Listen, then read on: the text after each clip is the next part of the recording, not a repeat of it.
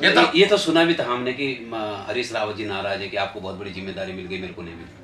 नहीं नहीं, हरीश भाई को तो वो तो सेंट्रल कमेटी के हमारे जो कर रहे हैं। अरे इन्होंने यात्रा को कितना डिस्टर्ब कर दिया हमारी गंगोत्री यमुनोत्री बद्री केदार की यात्रा कि जो लोग बड़े पूर्व विधायक हैं, अगर उनको हम मौका देते हैं और वो जीतने की स्थिति में, माना पार्टी ये सोचे कि जीतने की स्थिति में, तो तभी देंगे हम मौका। में आ गए ना, भाजपा के लोगों को तो घमंड हो गया। आप मुझे बता दो, 9.5 साल होने जा रहे हैं, जी जी जी, क्या कर रहे हैं कई वो। अब देखिए, मोर्चे वाले अगर बातचीत करेंगे तो अगर कोई एक आध सीट पर हमको लगेगा कि उन मोर्चे वाले की स्थिति अच्छी है, और मैंने तो इतने जिले बना दिए। उस समय अगर कोई यहाँ का व्यक्ति मेरे पास आया होता 97 में, मैंने राजकुमार को कहा था, इसने देर कर दी। नमस्कार, मैं हूं सुनील थपलियाल। यमुनोत्री एक्सप्रेस में आपका स्वागत है। क्योंकि 2027 बहुत नजदीक है और 70 सीटों पे अपने अपने तरीकों से प्रत्याशी अपने प्रचार में भी जुट गए हैं। और आज उत्तराखंड के दिग्गज नेता जो कांग्रेस के चुनाव का जिनके ऊपर पूरी जिम्मेदारी है, डॉक्टर हरक सिंह रावत जी हमारे बीच में हैं। सर, आप जो हैं उत्तरकाशी और विभिन्न जनपदों में भी आप भ्रमण में निकले हुए हैं। क्या लग रहा है इस टाइम, क्योंकि कांग्रेस जिस तरह से कांग्रेस की स्थिति हम देख रहे थे, भाजपा लगातार दावे कर रही है कि हम 27 में भी सरकार बनाएंगे, तो उस स्थिति में आप कैसे पार पाएंगे? क्योंकि लगातार 2 बार उनकी सरकार रह चुकी है और कांग्रेस जो है हाशिए पे आ गई है, लेकिन आप को जिम्मेदारी मिली है, तो क्या मान लें? देखिए, मैंने जिस तरह अभी शैलजा जी का दौरा हुआ 5 दिन का, पूरा तराई क्षेत्र का, अब उनका 28 तारीख से गढ़वाल पार्लियामेंट क्षेत्र उनका दौरा है, और जिस तरह कार्यकर्ताओं में उत्साह है, और मैं कल 2 दिन से मैं उत्तरकाशी के दौरे पर हूँ, और जिस तरह लोगों में उत्साह है, कार्यकर्ताओं में उत्साह है, और भारतीय जनता पार्टी के खिलाफ आक्रोश है। देखिए, एक बहुत मैं साफ कहूँ, इसमें भाजपा के खिलाफ बहुत जबरदस्त आक्रोश है। लोग लग रहा है कि भाई ये तो सिर्फ भ्रष्टाचार में डूब गए हैं। मतलब पहले भी कमीशन खोरी होती थी, मैं ये नहीं कह रहा हूँ कि भाई कांग्रेस सरकार में बिल्कुल कुछ गड़बड़ होता ही नहीं था, लेकिन इस समय तो ऐसा हो गया है कि 50% से ऊपर जो है, कोई विभाग ऐसा नहीं है जिस विभाग में भ्रष्टाचार चरम सीमा पर ना हो। कमीशन खोरी मतलब ये ऐसा लग रहा है ये सरकार कमीशन खोरी सरकार हो, मतलब कोई डर भय नहीं है कोई। और कोई अगर कोई उठा रहा है, कोई पत्रकार, कोई सामाजिक कार्यकर्ता इनके भ्रष्टाचार को उजागर कर रहे हैं, तो उस पर वो 10 मुकदमे ठोक दे रहे। जिसने भी कोई पत्रकार ने या किसी सामाजिक कार्यकर्ता ने या किसी राजनीतिक कार्यकर्ता ने, अगर जिसने भी इनके काले कार्य में अधिकारियों के खिलाफ किसी भी विभाग में अगर उसने उठाया मामला, तो कुछ दिन बाद देखोगे तो उल्टा उसी खिलाफ मुकदमे कर दिए, उसी को चोर ठहरा दिया, उसी को। आप मानते हैं चोरी भी और सिनाजोरी भी। आप मानते हैं कि भाजपा के खिलाफ जो है इस टाइम लोग नाराज हैं? बहुत जबरदस्त नाराज है, जबरदस्त नाराज है, लेकिन उनकी नाराजी, लोगों की नाराजी का हम अपनी तरफ मोड़ पाए, हम अपने तरफ अपने साथ उनको खड़ा कर पाए, ये हमारे लिए एक चुनौती है।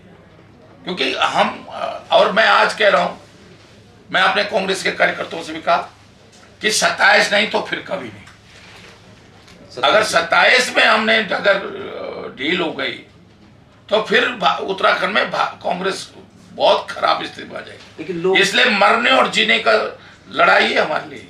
तो जैसे इस टाइम लोग विश्वास नहीं कर पा रहे हैं कांग्रेस पे, क्योंकि आपसे गुटबाजी है। नहीं, कोई गुटबाजी नहीं है। देखिए, मैं आज बताऊं, ये राजनीति है, राजनीति में हर व्यक्ति मैं बस एक बात कहता हूं कि महत्वाकांक्षाहीन व्यक्ति खुद के लिए भी बोझ है, परिवार के लिए बोझ है, समाज और देश के लिए बोझ है। आदमी के अंदर महत्वाकांक्षा होनी चाहिए, तभी तो काम करेगा, लेकिन अति महत्वाकांक्षी नहीं होना चाहिए कि भाई अगर मेरी महत्वाकांक्षा पूरी नहीं हो रही है तो मैं फिर व्यवधान पैदा करूंगा। अति महत्वाकांक्षी नहीं होना चाहिए। और कांग्रेस में इस समय ऐसा नहीं है। कांग्रेस में इस समय सब लोग, आप देख रहे होंगे, हम एक मंच पे हैं, और बाद में जो लोगों ने कहीं उड़ा रखा था कि हरीश रावत जी पार्टियों नहीं वो कर रहे हैं। आपने देखा जब शैलजा जी का कार्यक्रम लास्ट हुआ, तो जैसे होता है, कोई कथा होती है, सत्यनारायण की कथा होती है, तो परिवार के बहुत सारे लोग कथा में नहीं सम्मिलित हो पाते, काम में लगे रहते हैं, लेकिन जब कीर्तन होता है, भजन होता है, तो परिवार के सब लोग कथा में सम्मिलित हो, भजन में सम्मिलित हो जाते हैं, कीर्तन में सम्मिलित हो जाते हैं। तो जैसे ही जो है पूरा शैलजा जी का दौरा समाप्त हुआ। बड़े भाई हरीश राव जी भी वो राजनीतिक कथा ही है, भजन ही है ये भी एक तरह से। वो लास्ट में सम्मिलित हो गए, सब लोग बैठ के आपस में जलपान किया, हम लोगों ने चाय पी, आपस में हंसी मजाक करी, ठहाके लगाए। सारी चीजें जो हमारे विरोधी 15 दिन से जो है हमको फ्री का प्रचार दे रहे थे, पब्लिसिटी कर रहे थे।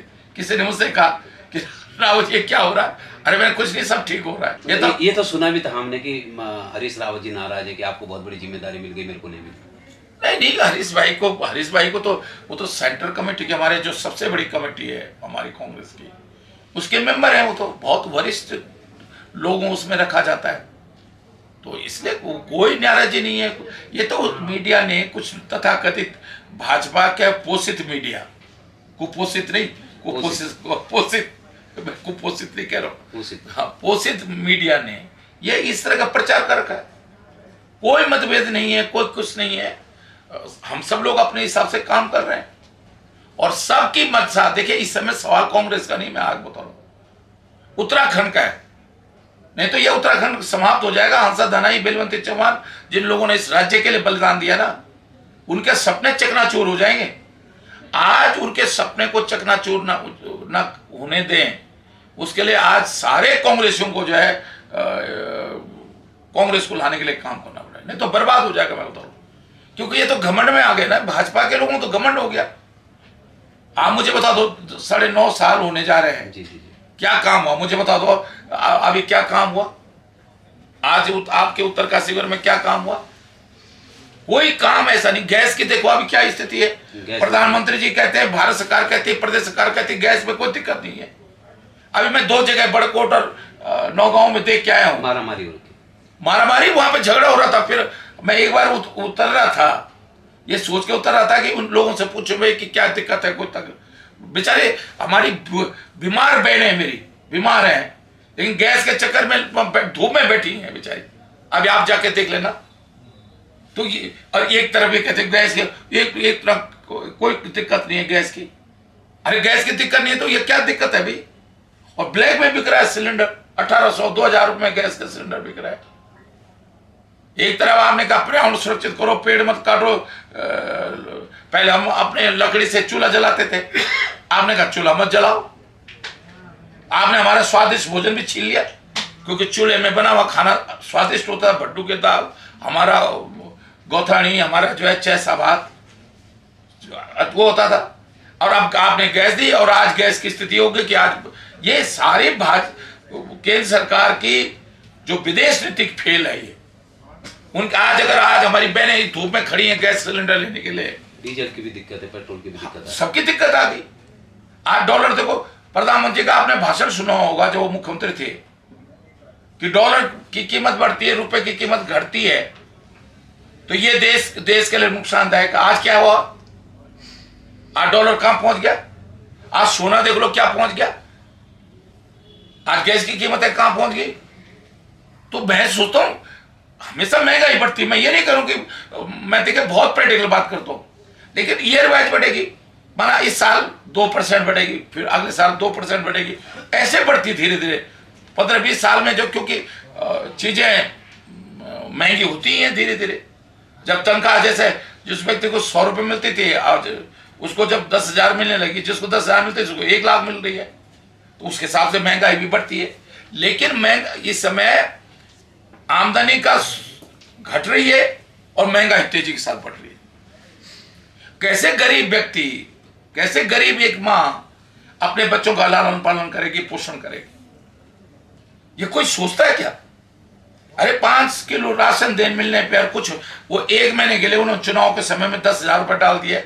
अगर मैं कह रहा हूं भाजपा इतने लोगों गरीबों की मददगार है, तो हर महीने डाले ना मेरी मां बहनों के खाते में 10,000 रुपए, हर महीने डाले। चुनाव के टाइम करते हैं, क्यों चुनाव के टाइम पे करते हैं? तो मैं आज अपने बहनों, या ये बिहार नहीं है, ये उत्तराखंड है, मुझे अपनी बहनों पे भरोसा है, अपनी माताओं पे भरोसा है, अपने भाइयों पे भरोसा है, अपने बुजुर्गों पे भरोसा है कि भाजपा के इन टोटकों में, जो इन चोचलों में, चोचलेबाजी में अब मेरी मां बहनें जो है बहकाव में आने वाली नहीं। और ये जो सनातन की बात कर रहे हैं, अरे इन्होंने यात्रा को कितना डिस्टर्ब कर दिया, हमारी गंगोत्री यमुनोत्री बद्री केदार की यात्रा को। मुझे बता दो, आज आज आज बने क्या यमुनोत्री, आज बना गंगोत्री, आज बना केदारनाथ, आज बना बद्रीनाथ। अब सीमित हमेशा की बाध्यता भी खत्म कर दी। इतनी यात्रा चलती थी, बढ़िया अच्छी यात्रा चलती थी। इन्होंने तो सारे यात्रा रोड पे जो हमारे ढाबे वाले, होटल वाले, खच्चर वाले, जो बेचारे सब्जी वाले, परचून वाले, हमारे किसान अपने फल बेचते थे, अपनी सब्जियां बेचते थे, उन सब की रोजी रोटी छीन ली इन्होंने। टैक्सी वाले अब ये ऐसी यात्रा का व्यवस्था कर ली है जिससे कि जो है यात्रा या गंगोत्री यमुनोत्री में यात्रा ही ना हो, बद्री केदार में यात्रा ही ना हो, इतनी अव्यवस्था इन्होंने कर दी है। अच्छा, एक चीज पूछ रहा था मैं कि उत्तराखंड में अधिकतर विधानसभाओं में मैं देख रहा हूँ जो भाजपा कांग्रेस के कद्दावर थे वो भाजपा में चले गए। ऐसे में क्या स्थिति मानेंगे आप? जाने दो, कभी कभी कद्दावर जो भाजपा में जाता है एक्सपायरी डेट हो जाता है। आप मुझे बता दो, किशोर भाई कांग्रेस में थे, चाहे विधायक नहीं भी जीते थे, तो किशोर भाई का नाम था कि नहीं था? मुझे बता दो। आप है सतपाल महाराज कितने राष्ट्रीय नेता थे, आज है कोई नाम लेने वाला है सतपाल महाराज का? आज मुझे बता दो, सुबोध भाई क्या चलती थी, विजय गुणा जब चीफ मिनिस्टर थे क्या चलती थी सुबोध भाई की? आज भी चलती नहीं है। अब क्या चलती है? अब जाके एक स्वास्थ्य विभाग भी लास्ट के 5-6 महीने के लिए क्या होना है? मेरे पास 11 विभाग थे जब मैं पिछले भाजपा सरकार में था। वन भी था, पर्यावरण था, बिना पर्यावरण के तो वन बेकार है। अच्छा, तो अभी जैसे नजदीक 27 के चुनाव आ रहे हैं तो ऐसे कई नेता होंगे जो आपके संपर्क में होंगे यमुनोत्री? हाँ आएंगे, सब लोग आएंगे, लेकिन मैं एक चीज जरूर कह रहा हूं, मैं इस बात का पक्षधर हूं कि क्योंकि ये तो लड़ाई है, हमें तो जीत रहे हैं, तो अगर हमको लगेगा कि जो लोग बड़े पूर्व विधायक हैं, अगर उनको हम मौका देते हैं और वो जीतने की स्थिति में, माना पार्टी ये सोचे कि जीतने की स्थिति में, तो तभी देंगे हम मौका। ये नहीं कि सब एक्सपायरी डेट वालों यहाँ सम्मिलित करते रहे और फिर पार्टी भी एक्सपायरी हो जाए हमारी। पर आप भी तो कई बार क्या होता है कि नए लोग देखिए जी। अब एक ही जैसे सब नहीं होते ना। मैं कह रहा हूँ ना, हर व्यक्ति काम करने का तरीका अपना अलग होता है। तो मैं इससे कह रहा हूँ, अगर जो जीतने की स्थिति में होगा, अगर हमारा कार्यकर्ता जीतने की स्थिति में होगा तो पहली प्राथमिकता हम अपने कार्यकर्ता देंगे। जब हमें लगेगा किसी सीट पर हमारा कोई कार्यकर्ता इस समय जीतने की स्थिति में नहीं है, हमें भाजपा से लाकर या किसी अन्य से दल से लाकर उसको मौका देते हैं, तभी वो जीतेगा। इस बार पार्टी बड़ी सूझबूझ के साथ काम करेगी। मैं बता रहा हूँ, हम ये लड़ाई हारने के लिए बिल्कुल नहीं लड़ेंगे, ये लड़ाई हम जीतेंगे। तो 70 के 70 में लड़ेंगे कि बिल्कुल 70 सीटों पर लड़ेंगे। अभी जैसे कई मोर्चे खुल गए हैं, कई वो अब देखिए, मोर्चे वाले अगर बातचीत करेंगे तो अगर कोई एक आध सीट पर हमको लगेगा कि उन मोर्चे वाले की स्थिति अच्छी है तो उनको भी मौका दे सकते हैं। लेकिन देखिए, इस समय जो है सिर्फ ये लड़ाई कांग्रेस लड़ेगी, मैं बता रहा हूँ। अभी आगे धीरे धीरे क्या होगा क्या देखने में आपको, धीरे धीरे ये मोर्चे वगैरह सब वो हो जाएंगे। अच्छा, जैसे ही अफवाह फैला रहे हैं कि ये डॉक्टर साहब तो जो है दल बदलते रहते हैं। मैंने दल कब बदले, मैं बता रहा हूँ, मैंने दल बदले, मैं जब तब बदलता हूँ दल, या तब बदले दल जब मुझे मेरे लिए पहला उत्तराखंड है। बताऊँ मैंने भाजपा छोड़ी पहली बार जब उत्तराखंड का आंदोलन चल रहा था, और भाई Rajendra Rawat, Kedar Singh Rawat, Avtar Singh Rawat, brigadier Bogna, lieutenant general Bogna, Tadagi lieutenant, हम सब ने मिलकर उत्तराखंड जनता मोर्चा बनाया था। और दिल्ली में 6 साल उत्तराखंड राज्य के लिए धरना दिया मैंने, 6 साल राज्य के लिए। जी। तो हमने दल हमेशा बदले, उत्तराखंड के हित के लिए बदले। लोगों ने दल बदले अपने हित के लिए, मैंने दल बदले उत्तराखंड के हित के लिए। आज विकासनगर तहसील, आज रुद्रप्रयाग जिला मैंने नहीं बदला होता तो नहीं बना होता ना। राज्य बनने के 26 साल तक हम आज जिले, यहाँ यमुनोत्री घाटी में जिले की मांग हो रही है, आज तक हम जिला नहीं बना पाए ना 26 साल में, जबकि भाजपा की घोषणा थी। हाँ, भाजपा की घोषणा थी, और मैंने तो इतने जिले बना दिए। उस समय अगर कोई यहाँ का व्यक्ति मेरे पास आया होता 97 में, मैंने राजकुमार को कहा था, इसने देर कर दी, जब पौड़ी में रैली थी मायावती की, देर कर दी इसने आने में। तो ये बन चुका होता जिला। ये भी बना होता जिला। कोटद्वार में मैंने पूर्ण सिंह रावत जो नगर पालिका चेयरमैन थे, मैं देहरादून सर्किट हाउस में चीफ मिनिस्टर आई हुई थी, मैं आई थी, मैंने कहा तुम आ जाना, वो लेट कर दी उन्होंने आने में, नहीं तो कोटद्वार भी जिला बन गया होता। अच्छा, मेरा लास्ट क्वेश्चन है कि 2027 को लेकर के क्या स्ट्रेटेजी आपकी खास तौर पर रहेगी, क्योंकि कई लोग अभी असमंजस की स्थिति में, चाहे वो कांग्रेस का कार्यकर्ता है चाहे वो आम पब्लिक है, क्योंकि अभी तक लोगों को सिर्फ ये है कि सिर्फ भाजपा ही जो है रिपीट करेगी, लेकिन कांग्रेस पे विश्वास नहीं जता पा रही है। तो ऐसी स्थिति में आप देखना, मैं बता रहा हूँ, मैं 2007 से 12 लीडर ऑपोजिशन था, 5 सीटें जीते हम लोग, सरकार लेके आए 12 में। इस समय हमारी जो टीम है, इस समय ना प्रीतम भाई है, मैं हूँ, गणेश गुदयाल है, कर्ण मेरा है, हरीश भाई है, यशपाल आर्य है, जो टीम है इस समय, वो ये टीम इस समय हम अलग अलग नहीं है, एक जगह। और इस बार लोगों को भरोसा है, मैं बता रहा हूँ, इस बार हम 100% भगवान ने उस यमुनोत्री गंगोत्री का आशीर्वाद मिलेगा, बद्री केदार का आशीर्वाद मिलेगा, वो धारी माँ का मैं उपासक हूँ, उसका आशीर्वाद मिलेगा, तो इस बार निश्चित रूप से कांग्रेस की सरकार बनेगी। बिल्कुल। आप अभी सुन रहे थे डॉक्टर हरक सिंह रावत जी को, जिनके ऊपर पूरी जिम्मेदारी कांग्रेस की है चुनाव को लेकर के, और 2027 में आप जो हैं पूरे आश्वस्त हैं, और जो कांग्रेस के कार्यकर्ता और आम पब्लिक के बीच में एक विश्वास जताने का आप काम कर रहे हैं। तो कहीं ना कहीं अब देखने वाली बात होगी कि 2027 का जो ताज है और सरकार है वो किसकी बनती है। धन्यवाद, और हमारे चैनल को आप सब्सक्राइब, लाइक और